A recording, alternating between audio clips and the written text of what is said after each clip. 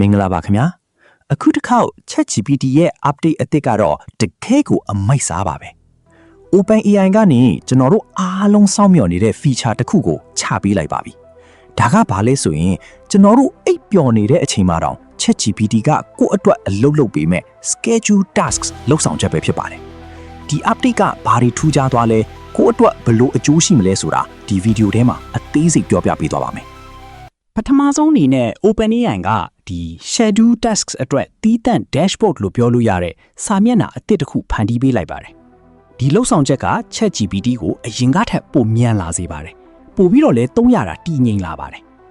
ဒါကဘယ်လိုလုပ်တာလဲဆိုတော့ဥပမာမနက်တိုင်း၈နာရီမှာငါအတွက်နီးပညာသတင်းတွေရှာပေးထားပါလို့ကြိုတင်ပြီး order ပေးထားလို့ရတာပါအရင်ကလိုကိုကဝင်ပြီးမီးနေစရာမလိုတော့ပဲသူကအလူအလျောက်အချိန်မှန်လုပ်ပေးမှာဖြစ်ပါတယ်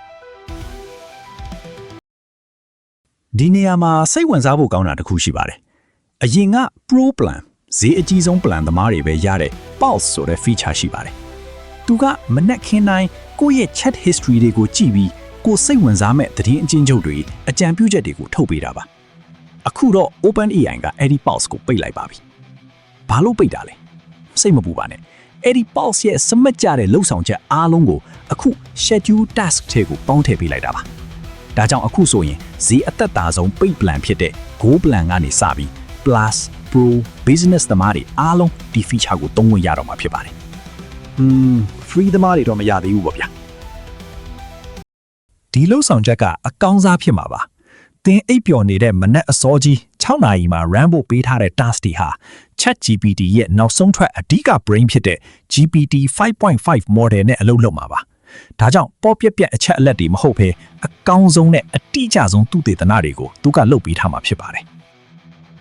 ဒါပေမဲ့သုံးတဲ့အခါသတိထားရမယ့်အချက်လေးတွေရှိပါတယ်ပထမတစ်ချက်ကသင်အနေနဲ့တပြိုင်နက်တည်းစီမံထားတဲ့အလုပ် active task 10ခုထက်ပိုပြီးလို့မရပါဘူးနောက်တစ်ခုကလောလောဆယ် web iPhone Android နဲ့ Mac တွေမှာတော့ရနေပါပြီ Windows ကတော့မကြခင်လာပါလိမ့်မယ်အရေးကြီးတဲ့ trick တစ်ခုကဖုန်းမှာ notification တက်စီခြင်းရင်ပထမဆုံးအကြိမ် task ကိုစောက်တဲ့အခါဖုန်း app ထဲကနေတိုက်ရိုက်အရင်စောက်ပါပြီးမှကွန်ပျူတာကနေကြည့်ပါဒီလိုလုပ်ထားမှဖုန်းမှာ notification တက်မှာပါဒီလောက်ဆောင်ချက်ကကိုယ့်ရဲ့ chat history တွေ memory တွေကိုကြည့်ပြီးအလုပ်လုပ်တာဆိုတော့ privacy စိုးရိမ်တဲ့သူတွေရှိနိုင်ပါတယ်ဒါကိုလည်း OpenAI ကအဆင်ပြေအောင်လုပ်ပေးထားပါတယ်ကိုယ့်ရဲ့ memory page ထဲမှာ ChatGPT ကကိုယ့်အကြောင်းဘာတွေဖတ်ထားလဲဆိုတာအကုန်ကြည့်လို့ရတယ်လို့တစ်ချက်တည်းနဲ့လည်းအကုန်ဖြတ်ပစ်ပြီးပိတ်ထားလို့ရပါတယ်